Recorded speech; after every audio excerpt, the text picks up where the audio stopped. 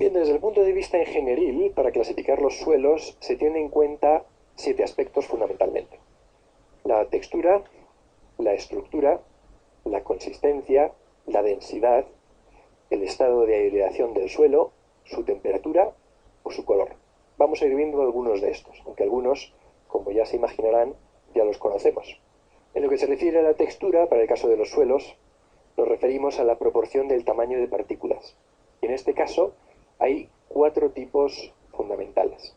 Los tipos fundamentales, y que además se deben distinguir fácilmente y rápidamente por todos ustedes, son gravas, arenas, limos y arcillas. La distinción entre qué es un suelo fino, un suelo grueso o un suelo muy grueso no es inmediata ni mucho menos. Depende del país en el que nos encontremos y el sistema de clasificación. Pero en general, la clasificación que utilizamos es la que viene en pantalla, que es fácil de recordar porque tenemos la diferencia entre suelos muy gruesos a partir de un tamaño de grano de diámetro mayor de 60 milímetros, suelos finos cuando el suelo es menor de 0,06 milímetros, suelos gruesos en ese intervalo de 0,06 hasta 60 milímetros, y por debajo de 0,002 milímetros consideramos que se trata de arcillas. Si pueden observar en la figura que tengo en la parte inferior derecha, ahí tenemos distintas clasificaciones de los suelos en función del tamaño de grano y en función de quién es el que establece la clasificación. Más o menos todo el mundo está de acuerdo en que la diferencia entre arena y arcilla, entre arena y suelos gruesos, arena, y suelos finos, los limos, está aproximadamente en 0,075, 0,05, 0,06 aproximadamente.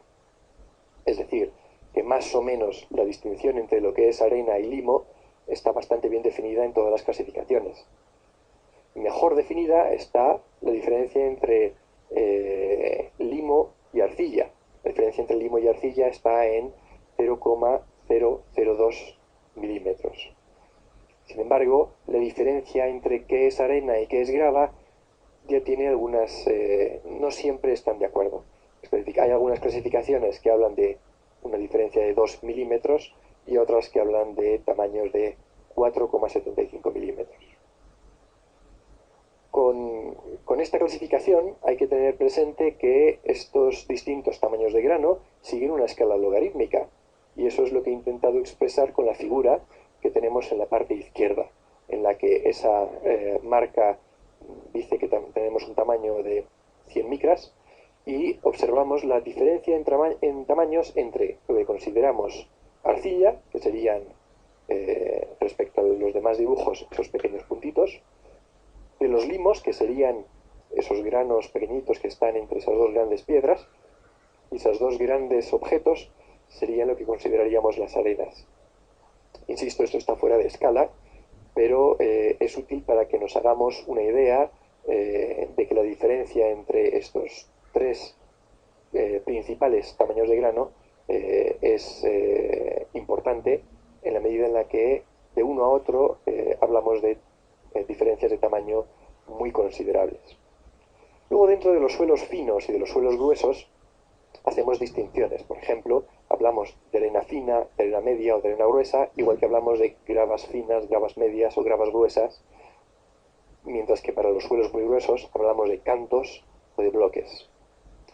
En el caso de los suelos muy gruesos, los bloques, es decir, para tamaños superiores a los 600 milímetros, son suelos o bloques que se utilizan especialmente o fundamentalmente para escolleras, para la construcción de muros de gaviones, etc. Incluyo algunos tamaños de grava. En cuanto a los limos, también tenemos limos finos, entre 0,02 y 0,06, limos medios y limos gruesos. Y las arcillas, dentro del grupo de las arcillas, no hacemos más distinción. Los tamaños de los suelos normalmente los vamos a obtener a partir de distintos métodos. Uno de los métodos, o el método vaya más extendido, especialmente para su uso en laboratorio, es el método de los tamices. Y aquí en este gráfico, en esta diapositiva, les presento la correlación entre los distintos tamaños en la apertura de la malla en milímetros con lo que es el tamaño de esa apertura de malla en pulgadas. Porque en las regiones americanas se utiliza la pulgada o el tamaño nominal, mientras que en Europa habitualmente utilizamos los tamaños expresados en milímetros. El tamiz no es otra cosa que una malla formada por hilos que se entrecruzan a 90 grados y ese tamaño es el tamaño del diámetro intermedio de un grano que es capaz de atravesar, de quedar retenido en ese tamiz. Dicho de otro modo, un tamiz con una apertura de malla de 25 milímetros dejaría pasar todos los granos menores que 25 milímetros y retendría todos los granos cuyo tamaño fuera superior a 25 milímetros. Normalmente a partir del tamiz de 4,75 milímetros empieza una nomenclatura de tamaños de tamices que va de 4, 8, 16, 30, 50 y tamiz 200, que es una forma rápida, fácil de identificar distintos tamices. Los tipos de suelos realmente no los vamos a clasificar exclusivamente con un solo tamaño, sino que los vamos a describir en función de más bien la curva granulométrica. La curva granulométrica describe cuáles son los tamaños que un suelo tiene para cada una de las partículas. Es decir, si nosotros tenemos un suelo con muchas partículas o con casi todas las partículas del mismo tamaño, entonces estaremos hablando de un suelo de tipo uniforme. Es un suelo en el que si tenemos arenas medias, prácticamente todo son arenas medias. Y es decir, ese suelo va a atravesar todos los tamices y va a quedar retenido en el tamiz de arena media. La curva granulométrica, en este caso, sería una curva con una pendiente muy pronunciada, como vemos en el gráfico superior derecho, en rojo. Sin embargo, un suelo muy poco uniforme es aquel que tiene una muy buena representatividad de distintos tamaños de grano. Es decir, existen desde tamaños muy pequeños hasta tamaños muy grandes. Hablamos de suelos bien graduados cuando existe una muy buena representatividad de todos los tamaños de grano. En el caso, es un caso de un suelo poco uniforme, pero que además, para todos los tamaños de grano, tiene algún porcentaje. Cuando ese porcentaje crece o decrece de manera siguiendo una línea más o menos recta, hablamos de que la curva granulométrica es continua, mientras que si existen algunos tamaños en los que no quedan retenidas partículas, algunos tamaños de tamiz en los que no retenemos partículas, entonces nuestra curva granulométrica es escalonada. Entonces hablamos de suelos con una curva granulométrica discontinua. Estos parámetros ayudan en gran medida a determinar el origen geológico de los sedimentos. Por ejemplo, suelos típicamente muy uniformes son los loess. Suelos típicamente muy poco uniformes son los depósitos morrénicos. Suelos discontinuos son suelos que pueden haber sido lavados, mientras que suelos continuos son suelos que han sufrido un proceso de transformación relativamente gradual o que en los poros de los suelos se han ido rellenando con otros materiales. Para determinar la uniformidad de un suelo se define el coeficiente de uniformidad. El coeficiente de uniformidad se expresa por el porcentaje de granos que quedan retenidos en el diámetro al 60% y los granos que quedan retenidos en el diámetro en el 10%. Así, un coeficiente de uniformidad menor que 5 se considera un suelo uniforme, es decir, esa relación da valores muy bajos, mientras que para un suelo poco uniforme el coeficiente de uniformidad está entre 20 y 5, y para un suelo bien graduado, es decir, en el que tenemos una buena representatividad de distintos tamaños de grano, entonces su coeficiente de uniformidad sería superior a 20. Aquí vemos un ejemplo del cálculo del coeficiente de uniformidad. por ejemplo, si el diámetro 60 representa granos de tamaño de 0,40 milímetros, mientras que el diámetro 10, es decir, el del 10%, es de 0,04 milímetros, el coeficiente de uniformidad sería 0,40 dividido 0,04 es igual a 10, y por tanto estaríamos hablando de una arena limosa bien graduada. Es decir, que para calcular el coeficiente de uniformidad, lo que hacemos es observar cuáles son los tamaños que quedan retenidos en el tamiz que retiene el 60% de la muestra y el 10% de la muestra. Observen que en esta curva granulométrica la distribución de tamaños de grano es en el eje horizontal de tipo logarítmico, mientras que el porcentaje de tamaño, que está expresado en el eje vertical, va de 0 a 100 y está expresado en unidades a incremento regular, es decir, estamos hablando de un papel semilogarítmico. La forma de distinguir entre grava, arena, limo y arcilla por métodos que no sean de laboratorio, es decir, sin el uso de tamices, consiste en lo siguiente. La grava es un tamaño que es fácil de aislar, un clasto o un guijarro, y que pues, podría ser fácilmente utilizado como proyectil, por ejemplo, pues para obtener una pequeña muestra o para montarlo en algún tipo de catapulta. La arena, sin embargo, es más difícil de seleccionar un solo grano de los demás, hace falta invertir un poquito más de tiempo. La arena gruesa es muy rugosa, la media resulta bastante áspera al tacto, mientras que la arena fina resulta muy suave y muy agradable al tacto. En el caso del limo, para distinguirlo de la arena es que realmente a simple vista ya no vemos los granos. Sin embargo, con el tacto somos capaces de identificar que existen algunos granos. Es decir, cuando nosotros lo tocamos notamos que existen una cierta rugosidad. Y sobre todo, si introducimos una pequeña muestra del suelo para masticarlo en la boca, podemos identificar con los dientes y con la lengua claramente que sí que existen granos y por tanto estamos hablando de un limo, aunque no los podamos ver a simple vista. Sin embargo, con la arcilla no ocurre esto. En la arcilla no solamente no vemos los granos al igual que en el limo, sino que al masticar no se notan los granos y el tacto es muy suave. Podemos cogerlo con la mano y al aplastarlo no somos capaces de identificar ninguna rugosidad. Este es el método que más habitualmente se emplea tanto en la testificación de sondeos como a la hora de identificar los distintos tipos de suelo in situ. Realmente los tamices y las curvas granulométricas las vamos a obtener después cuando queramos tener una clasificación más precisa, un conocimiento más exacto del tipo de suelo en el que estamos. Pero gracias a estos métodos podemos identificar claramente de qué tipo de granulometría nos estamos encontrando. Desde el punto de vista ingenieril también hablamos de la estructura de los suelos. La estructura se refiere a la forma en la que las partículas del suelo se reúnen para formar un agregado. Por ejemplo, tenemos estructuras prismáticas cuando el suelo podemos observar que se agrega o se congrega formando columnas en las que cada columna de ese prisma es más o menos una arista. Blocosa o columnar cuando se forman columnas, pero esa columna no necesariamente tiene tantas aristas.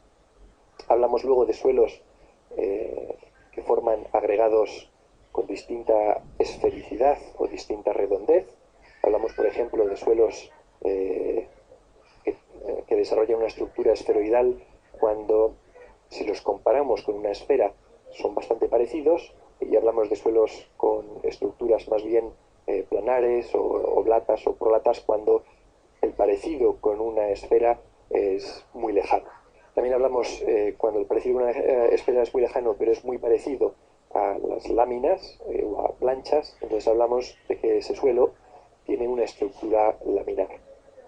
Y por último, la última estructura es la estructura F del gráfico, que es una estructura granular, es decir, realmente el suelo forma agregados de pequeño tamaño, de unas cuantas partículas unidas entre sí, o directamente en el que las partículas tienen unas fuerzas de cohesión tan bajas que no se unen entre sí y podemos aislar fácilmente unas partículas de otras. Entonces, en ese caso, hablamos de una estructura granular. Desde el punto de vista de la consistencia, hablamos de suelos resistentes a la deformación o a la ruptura, según sean suelos sueltos, suaves, duros o muy duros. Esto tiene especial influencia en las labores de labranza, puesto que va a influir en la energía que se tiene que desarrollar para poder airear el suelo o mantenerlo. Así, las formas de consistencia varían en función de la humedad relativa que tenga el suelo. Así, un suelo seco normalmente van a ser suelos secos y que van a desarrollar estructuras de tipo de terrones, etc. Mientras que un suelo húmedo es un suelo habitualmente blando y friable, es decir, fácilmente disgregable, pero que todavía forma algunos agregados. Cuando el suelo está mojado, sin embargo, suele presentar una forma de consistencia relativamente resistente, pero es normalmente plástico o pegajoso. Mientras que si está en una condición de fluido, es decir, en el caso en el que está plástico pegajoso hablamos de un enlodamiento, cuando está en condiciones prácticamente de fluido, su forma de consistencia es viscosa o pegajosa. Como vemos, el grado de humedad está aumentando en este gráfico de la parte de la izquierda a la parte de la derecha, y el suelo para las condiciones de labranza óptimas, para los ingenieros agrónomos, es aquel suelo que se encuentra en una forma de consistencia blanda y friable y en un estado húmedo. El resto de suelos plantean problemas para labores de labranza habitualmente. Otra de las cuestiones que examinamos desde el punto de vista ingenieril como consistencia es la plasticidad y la resistencia a la penetración. La plasticidad la evaluamos a través de los límites de Atterberg, que vamos a ver más a continuación. En esta figura sí que he querido destacar que cuando hablamos de tipos de suelos húmedos, secos, fiables, no fiables, enlodados, fluentes, etc., tenemos que tener la perspectiva de que en una columna vertical de suelo nos vamos a encontrar prácticamente todos los estadios. Existe una franja en la que el agua se infiltra por efecto de las lluvias y percola en sentido vertical descendente, y los suelos se encuentran con agua absorbida a los granos, esa agua higroscópica que realmente es lo que se considera un suelo seco o ligeramente húmedo.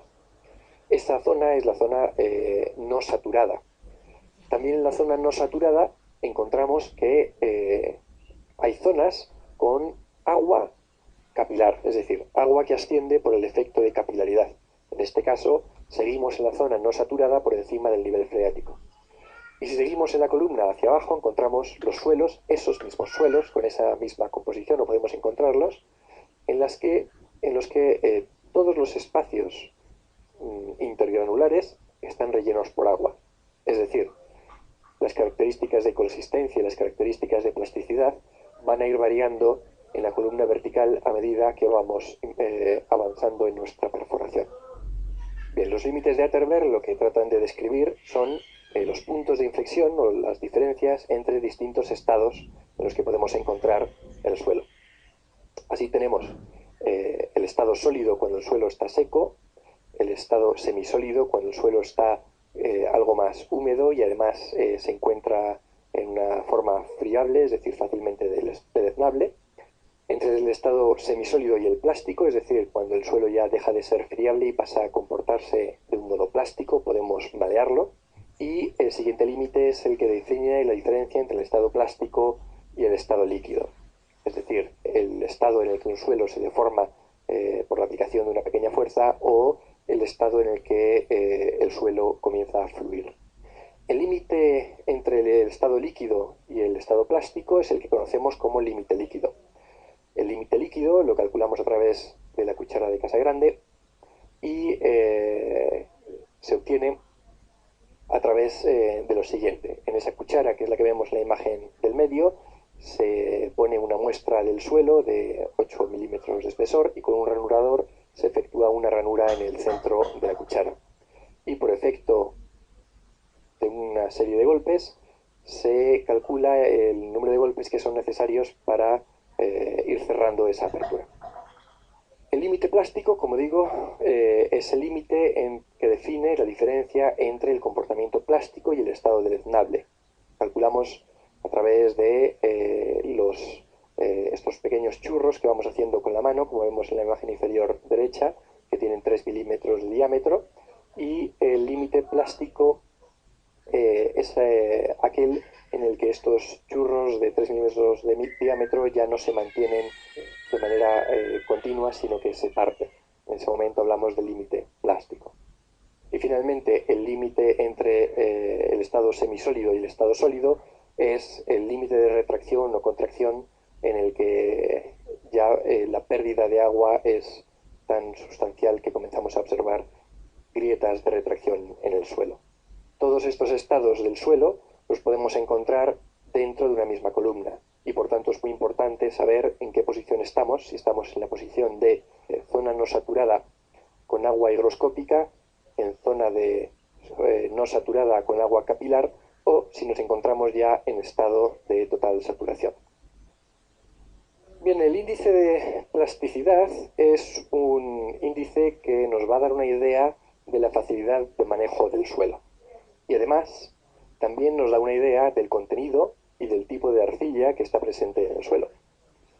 Así, un índice plástico menor que 10 quiere decir que el suelo no es plástico, mientras que un índice mayor que 10 es un límite plástico. Lo calculamos como la diferencia entre el límite líquido y el límite plástico. Y finalmente, los suelos muy plásticos son aquellos cuyo índice de plasticidad es aproximadamente igual a 20 o mayor. Vamos a ver, por ejemplo, algunos límites de Atterberg típicos en distintos tipos de suelos. Así, por ejemplo, para algunas arenas podemos encontrar límites líquidos entre 15 y 20, mientras que para limos entre 30 y 40, y en arcillas el límite líquido se encuentra entre 40 y 150 o más incluso. Esto significa que la arcilla es capaz de retener mucha mayor cantidad de agua. El límite plástico, las arenas no tienen plasticidad, pero los limos y las arcillas sí pueden tener plasticidad. Y por tanto hablamos de un comportamiento plástico con un índice de plasticidad en limos entre 20 y 25 y para arcillas entre 25 y 50. El límite de retracción para algunas arenas puede ser entre 12 y 18, los limos con una franja más estrecha entre 14 y 15 y al contrario, las arcillas con una franja muy generosa entre 8 o menos de 8 hasta 35 o más. La resistencia a la penetración es un índice integrado de compactación, de humedad, de textura y de tipo de arcilla. Es realmente un índice de resistencia del suelo y se utiliza fundamentalmente en ingeniería civil a través del ensayo de penetración estándar que veremos en diapositivas más adelante. En definitiva, lo que refleja es la facilidad con la que podemos hincar un instrumento en el suelo. Tanta mayor facilidad como menor resistencia a la penetración. Así, por ejemplo, vemos en las distintas curvas que la curva número 1 puede estar representando, por ejemplo, una capacidad de resistencia a la penetración bastante baja y, por tanto, con unos pocos golpes de nuestro instrumento podemos penetrar rápidamente en nuestro suelo. Sin embargo, la curva número 4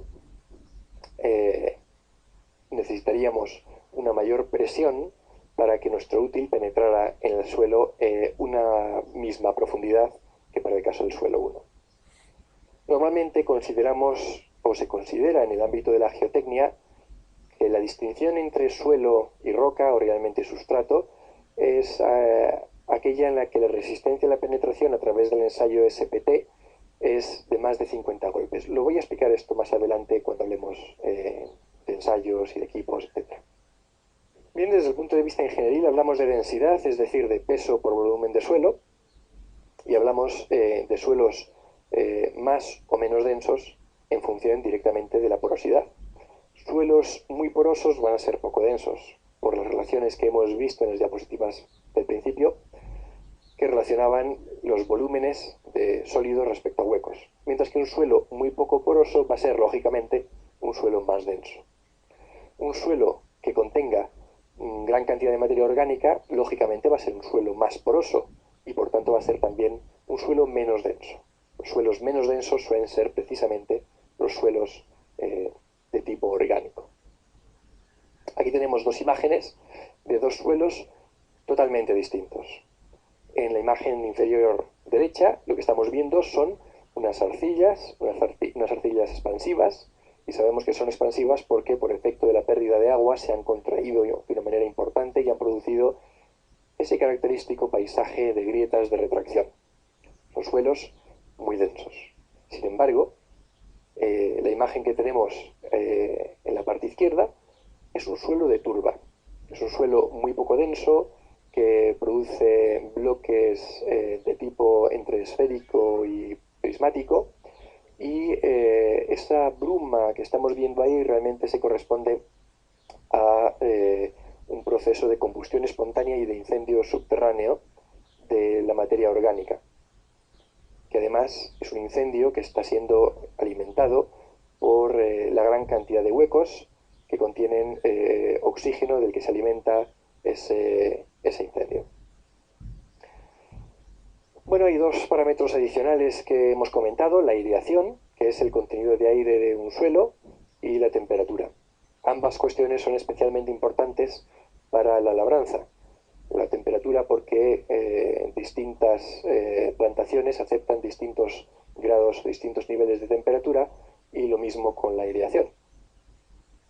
No representa otra cosa que la cantidad o la relación entre la relación de oxígeno, nitrógeno y otros componentes que tenemos a nivel de superficie con los niveles de aire, principalmente oxígeno, que tenemos en el subsuelo.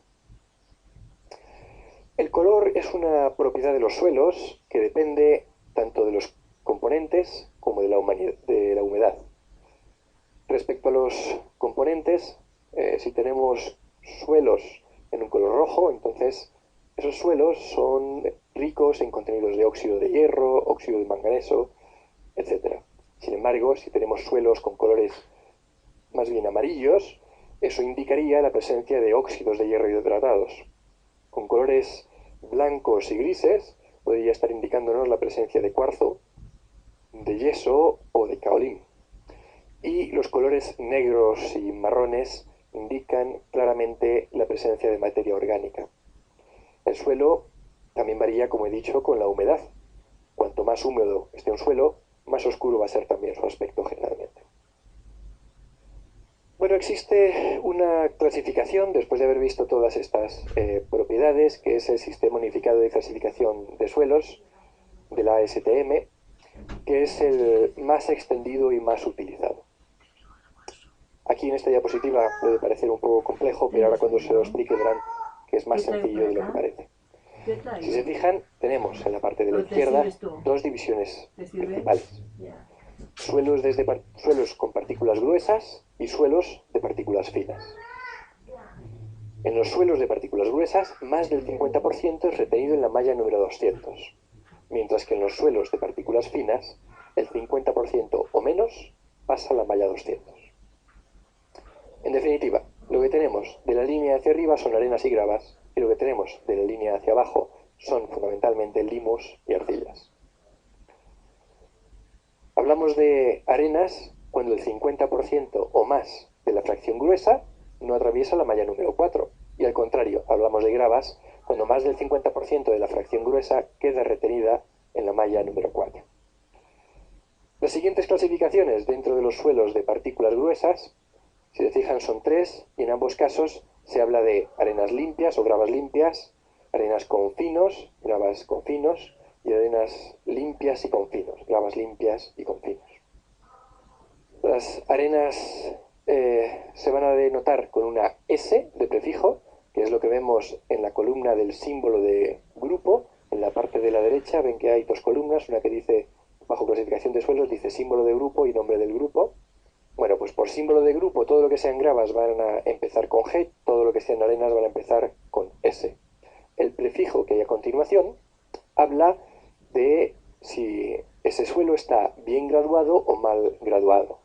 W es bien graduado, well graded, y P es poorly graded, pobremente gradado o mal gradado.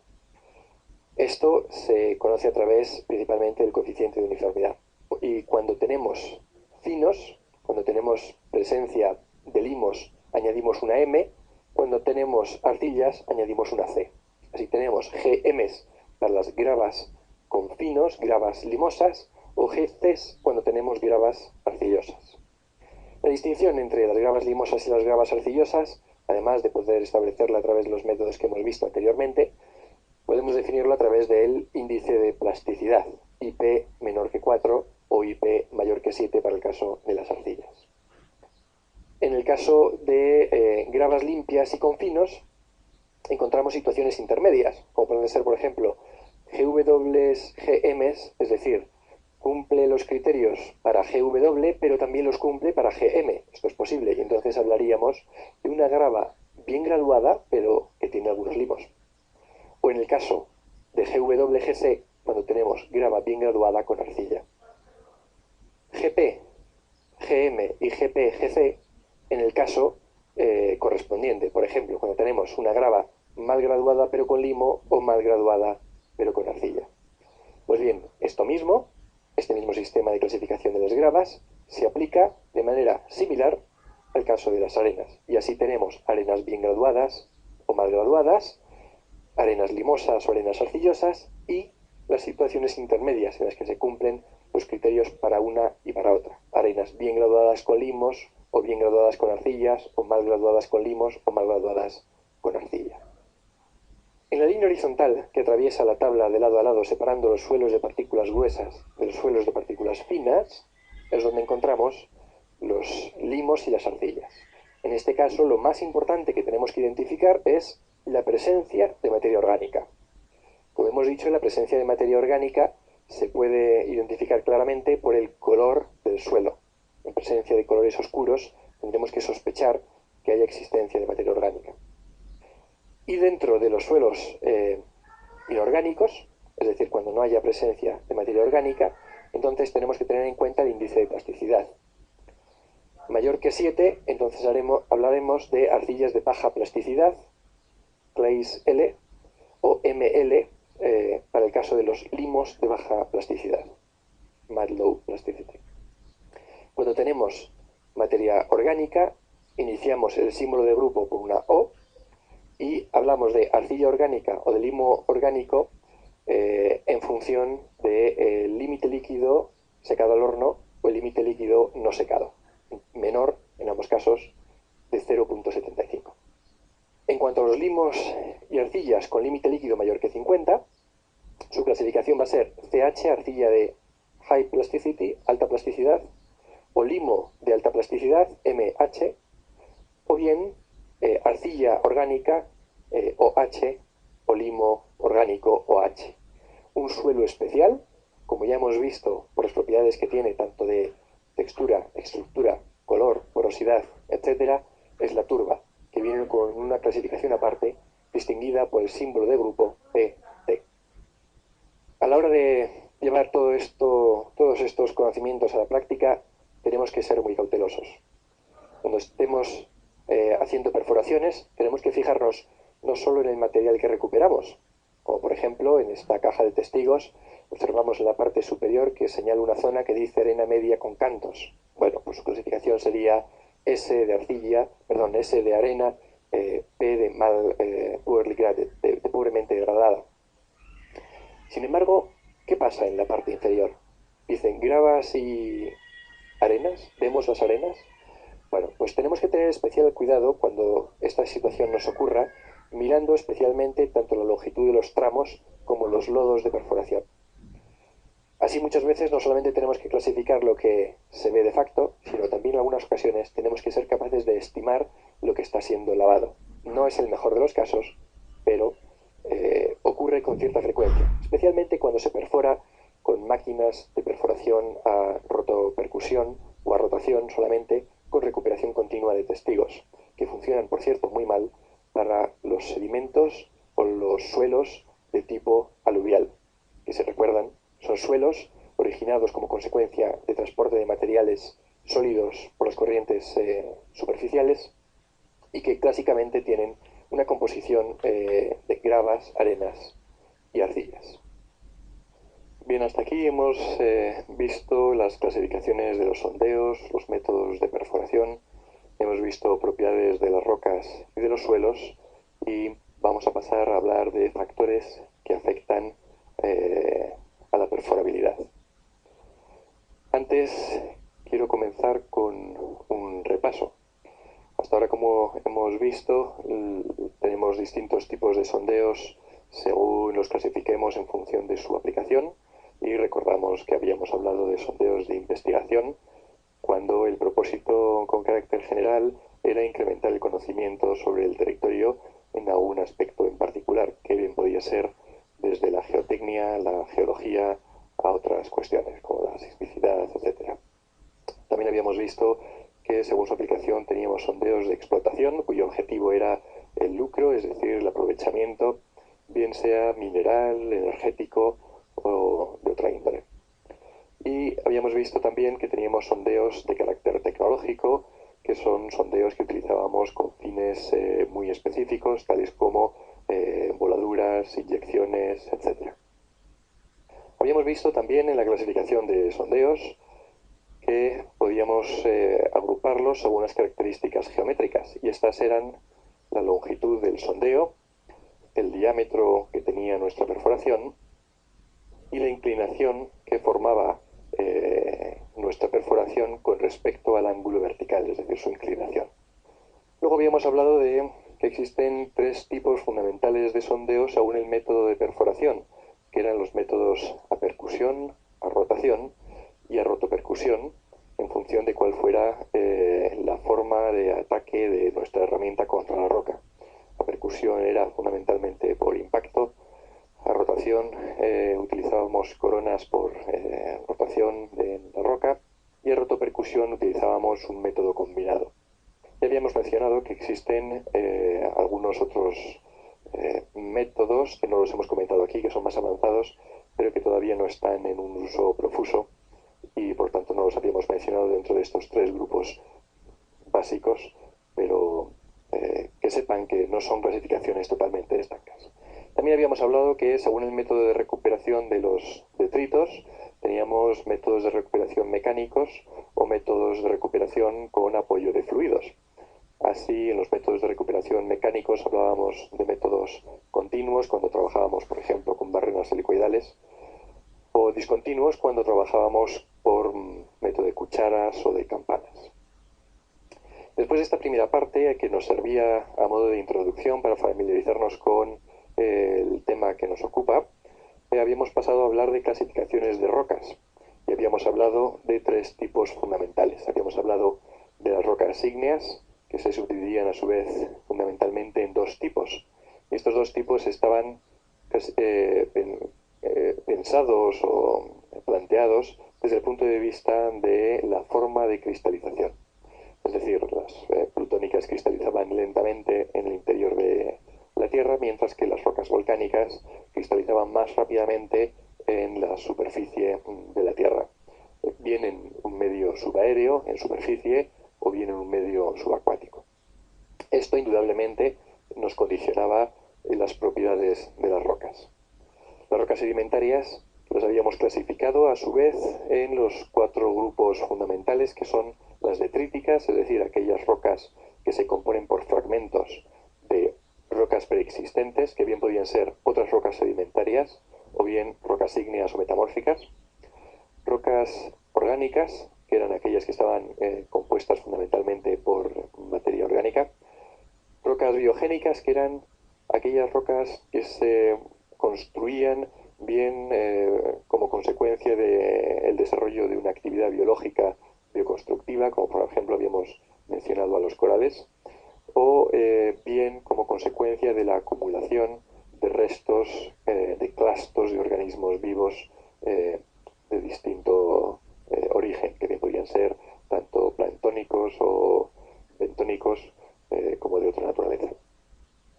habíamos hablado de rocas químicas que eran el resultado de un precipitado que se formaba en distintos ambientes a través de la sobreconcentración de un fluido en un determinado conjunto de sustancias que precisamente por esa sobresaturación producía la precipitación.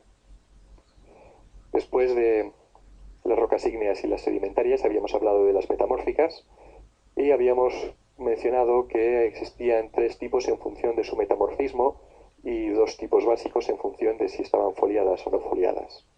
Respecto al metamorfismo, habíamos hablado del metamorfismo térmico, del metamorfismo dinámico y del metamorfismo regional. Recordamos que en el térmico el factor fundamental, el que mayor predominancia tenía, era el incremento de la temperatura, que producía un efecto de cocción. En el dinámico teníamos como principal elemento que influía la presión, una presión originada por las fuerzas tectónicas. Y finalmente habíamos hablado de metamorfismo regional, en el que combinábamos un incremento significativo tanto de la temperatura como de la presión. Habíamos mencionado que este metamorfismo regional se ocasionaba fundamentalmente como consecuencia del incremento de la columna litológica, y así se incrementaba la presión litostática en el fondo, y como consecuencia de ese incremento de la columna litológica se producía al mismo tiempo un incremento de la temperatura como consecuencia del gradiente geotérmico. Después de haber visto las clasificaciones de las rocas y tener presente que existían estos 3 tipos, habíamos hablado de clasificaciones de suelos, y si bien habíamos mencionado distintas formas de clasificar los suelos, al final habíamos llegado a una clasificación que es la conocida como el Sistema Unificado de Clasificación de Suelos, que integraba tanto propiedades de los suelos como su naturaleza y algunas otras cuestiones. Lo vamos a ver un poquito más adelante, porque precisamente a nivel de propiedades de rocas habíamos hablado de 2 tipos, y una parte las propiedades de identificación y de clasificación, y así pues habíamos hablado de la composición de la roca, que es decir, cuál es la composición de cada uno de los subcomponentes de la roca, es decir, los agregados, los granos minerales. Habíamos hablado de la fábrica y de la textura, es decir, de esas relaciones que existían entre los distintos elementos constituyentes de la roca. En el tamaño de grano, para el caso de las rocas, lo habíamos pasado un poco por alto, precisamente porque íbamos a entrar más en detalle en el caso de los suelos, pero sí que habíamos mencionado ya granos gruesos, medios y finos, y esos tamaños nos vamos a referir, como digo, en la parte de suelos. También habíamos visto que una propiedad fundamental para identificar y clasificar las rocas era su color. Habíamos visto distintas imágenes que nos mostraban pues, desde los granitos en su color característico, destacando los feldespatos, los cuarzos y las micas, hasta las rocas de composición más oscura, perdón, de composición volcánica, en la que su color es generalmente más oscuro. También habíamos visto cómo el color nos podía ayudar a identificar algunos minerales como óxidos de hierro, etcétera. Este tipo de propiedades de las rocas habíamos visto que fundamentalmente las podíamos reconocer a través de descripción visual, que va a ser el método que fundamentalmente utilicen ustedes cuando realicen los sondeos. Aunque para alguna de estas otras, para poder hacer una descripción más exhaustiva de alguna de estas propiedades, sabemos que podemos tomar muestras para su análisis ulterior en laboratorio, especialmente para conocer con mayor precisión algunas de estas características. Y en laboratorio, para estas características, fundamentalmente utilizábamos microscopía óptica, microscopía petrográfica y microscopía electrónica. En la petrográfica habíamos hablado de luz reflejada y de luz transmitida en función del tipo de muestra que estuviéramos analizando. También habíamos hablado de porosidad de las rocas, es decir, esa relación que tenía en la roca con respecto a los espacios huecos o rellenos por algún fluido. Habíamos hablado también del peso específico, en el que tiene influencia el fluido que rellena la porosidad, en su caso, y habíamos hablado de la humedad. Sabíamos que, si bien podemos hacer una descripción somera de estas propiedades, realmente su determinación efectiva siempre la vamos a realizar a través de técnicas de laboratorio. Hemos hablado también de la permeabilidad de las rocas, que recordamos que se trataba de una propiedad a través de la cual observábamos la capacidad que tenía una roca de transmitir un fluido que atraviesa dicha formación.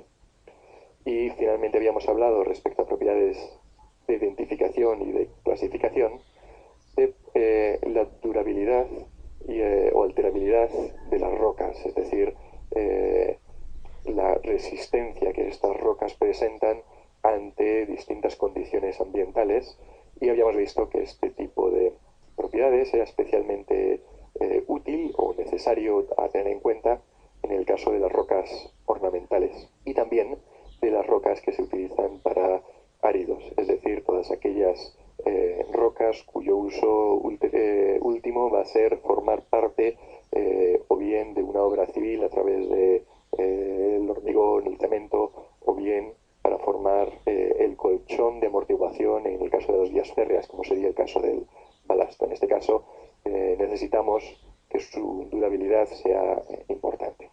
Otras propiedades mecánicas que habíamos visto de las rocas era la resistencia a la compresión simple. Habíamos visto que teníamos distintas formas de estimarla. Habíamos hablado del ensayo de compresión uniaxial. Hemos mencionado también el martillo de Smith y también hemos hablado de otras técnicas más de campo que las utilizábamos sobre todo en el caso de las clasificaciones geomecánicas. La resistencia a tracción ya vimos que es una propiedad que, si bien es una propiedad mecánica de las rocas, es una propiedad secundaria, puesto que al final la resistencia que más nos interesa es a la compresión, puesto que al final las rocas presentan una resistencia mucho mayor a la compresión simple que a la tracción. Habíamos hablado de ondas sísmicas o de la propagación, la propiedad que tienen las rocas de propagar una perturbación de tipo oscilatorio, es decir, una onda. Habíamos hablado de ondas sísmicas como las ondas de cuerpo, que lo que hacían era transmitir una energía a través de los módulos de elasticidad de esas rocas. Habíamos visto que estas ondas sísmicas, esta perturbación, fundamentalmente lo que nos interesaba conocer era la velocidad de las ondas P o primarias, que son un tipo de ondas compresivas, pero en algunos casos habíamos visto que también podía interesarnos las ondas secundarias o de cizalla. En este caso, las ondas de cizalla nos pueden interesar para estudios de prospección sísmica de distinta naturaleza, como por ejemplo los estudios de microzonificación sísmica.